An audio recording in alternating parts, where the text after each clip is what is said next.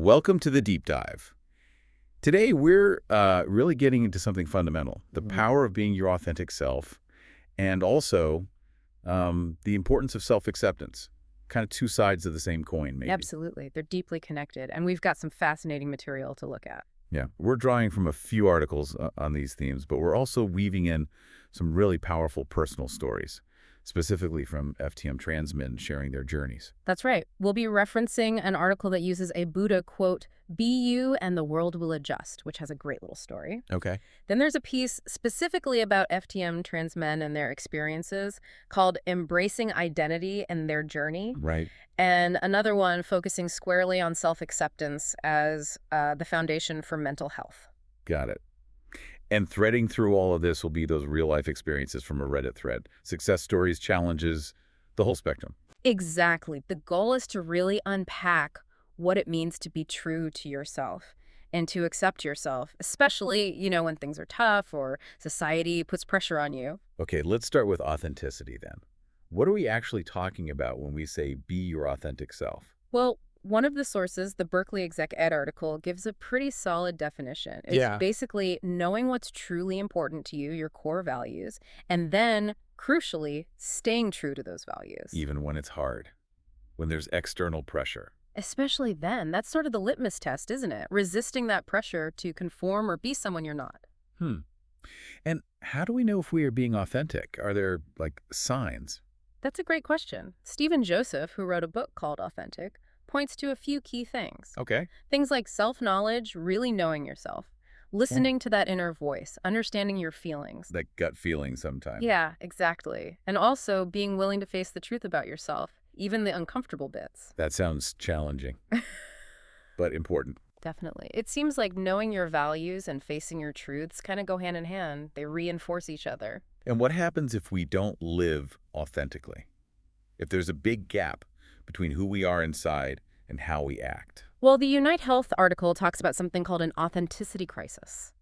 Right, I saw that. What does that look like? It can show up as feeling empty or depressed, anxious, even if on the surface your life looks pretty good.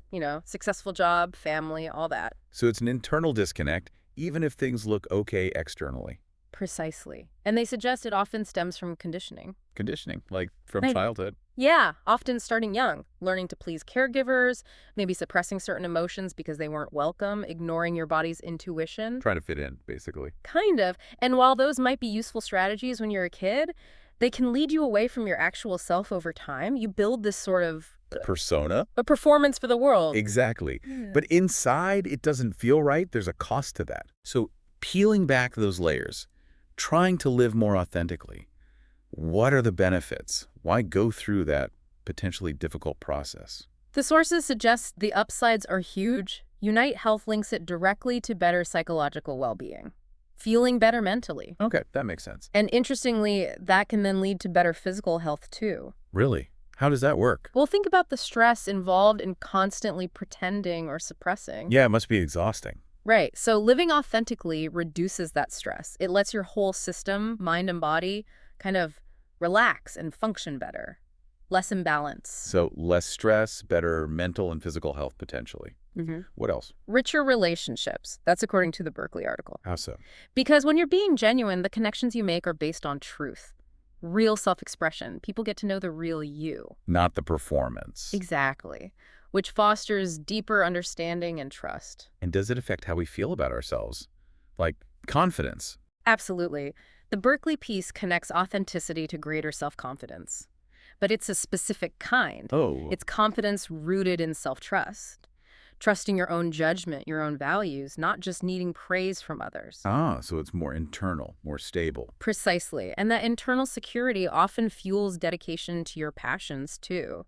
You're more likely to invest in what truly matters to you. We saw that illustrated quite nicely in that Buddha quote article, didn't we?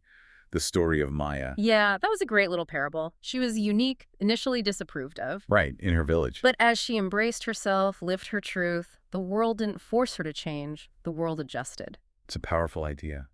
Acceptance came from her owning who she was. And that really hinges on her own internal shift.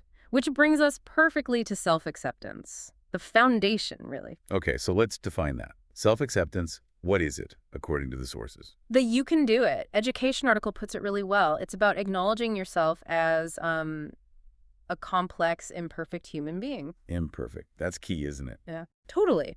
Aware of your strengths, yes, but also your weaknesses. And this is important, not constantly criticizing yourself based on what others think or when you feel you've fallen short. So it's like cutting yourself some slack, Yeah, but not in a lazy way. exactly. The article stresses it's not an excuse for bad behavior, it's the foundation for realistic self-evaluation and change. How so? Well, if you accept yourself, flaws and all, you can look at areas you want to improve with compassion, not harsh judgment.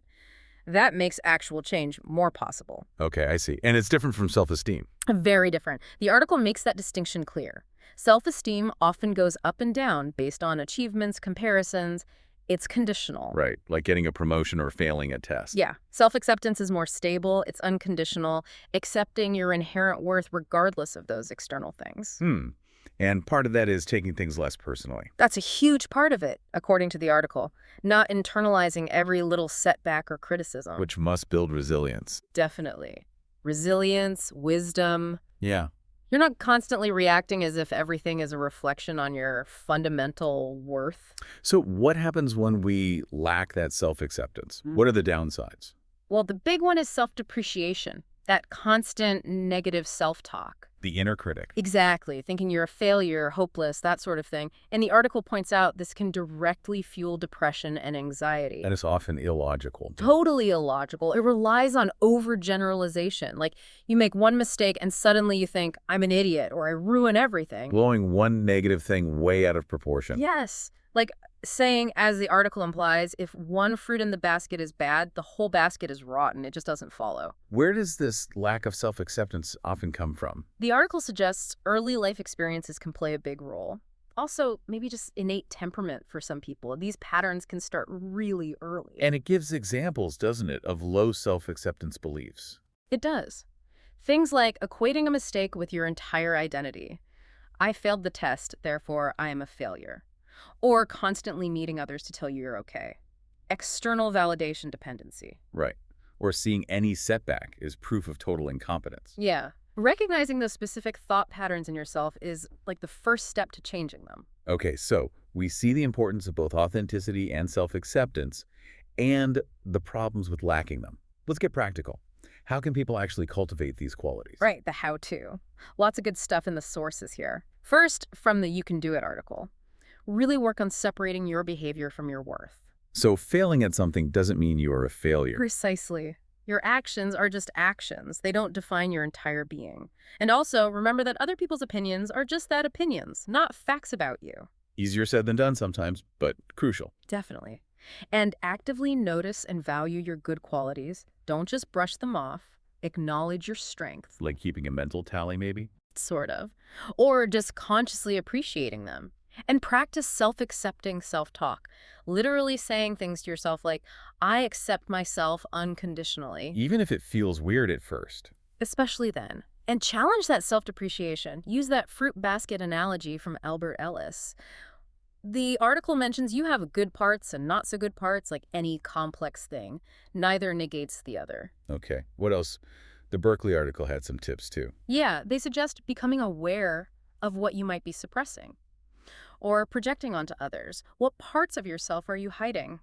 Self-reflection. And connect with your core values. Identify what they really are. Living in line with those is key for authenticity. And maybe start small. Exactly. Don't try to overhaul everything overnight. Bring a little more of your real self into different situations. Speak your mind more often, maybe. Encourage others to do the same too. Yeah, foster that environment. And be curious, follow your interest. That naturally leads you towards what feels authentic. The Unite Health article brought in the body connection too, right? Very much so. Pay attention to your feelings. What are they telling you? Oh. And communicate them. Okay. Notice your body's reaction when you agree to things. Does it feel tight, constricted, or open and expansive? That's often a clue about authenticity. Your body knows. Often, yeah. They also suggest things like deep breathing to connect inwards, becoming aware of learned habits that might be blocking authenticity. And regulating your nervous system. Right. Feeling safe enough internally to actually be yourself. It's a really holistic view. Wow. Okay. Lots of avenues there. Now, let's connect this to those real-life stories from the FTM trans man on Reddit.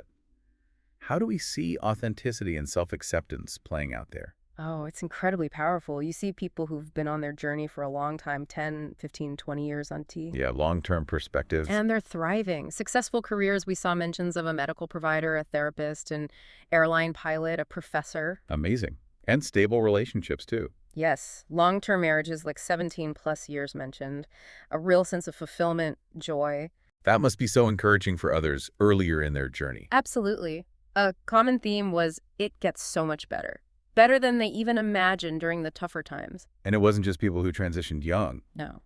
There was someone who started T at 64, living a full, vibrant life now. It really busts myths about there being a right time. And success wasn't just defined by jobs or money, was it? Not at all. People talked about building strong support systems, getting involved in activism, and crucially, huge improvements in mental health. Like reductions in PTSD or depression. Exactly. Which speaks volumes about the link between living authentically and well-being. Some also mentioned overcoming really difficult family situations. Yes, dealing with rejection or even abuse, highlighting the immense courage it sometimes takes to choose your own path and well-being over toxic relationships. It's a hard choice, but ultimately freeing for them. And the self-acceptance piece seems woven throughout, doesn't it? Definitely. You see people living authentically in diverse ways, some post-phalloplasty, others happy with T and top surgery, some just T. So acceptance isn't tied to one specific outcome or look. Not at all. It seems to be about that internal alignment, accepting themselves throughout the process, whatever that looks like medically or socially for them. These stories really showcase incredible resilience. They really do. The strength needed to navigate all that, societal pressures, personal challenges, it's inspiring. And someone actually asked specifically about the inner transition. Oh yeah, what do they want to know? How it affects thoughts, feelings, what leads to empowerment. And the stories offer glimpses of that. Like what? Increased confidence, mental clarity, feeling finally at home in their bodies, that deep sense of congruence. It really shows transition is so much more than physical changes. It's that deep alignment. Exactly. Mind, body, spirit, all coming into harmony. So wrapping this up, this whole deep dive, what are the main takeaways for you? Well, I think it's clear that embracing who you truly are, authenticity, and practicing deep self-acceptance, these aren't just nice ideas. We're fundamental. Yeah, fundamental to your mental, emotional, even physical health. Yeah. And while life, society, past stuff can pull you off course, you do have the power to choose these paths. You can choose authenticity. Yeah. You can choose self-acceptance. Right. And those FTM journeys we looked at, they just powerfully illustrate the transformation that happens when you align your inner self with your outer expression and accept yourself along the way. It's incredibly hopeful. It really is. So maybe a final thought for everyone listening. Yeah. Just consider, where in your life might you be holding back? Where are you being overly critical of yourself? And maybe ask, what's one small thing, just one tiny step you could take today to honor your authentic self a bit more or practice a little more self-acceptance? Just one small step. Remember Maya's story. Exactly. Sometimes when you dare to be you, the world really does adjust.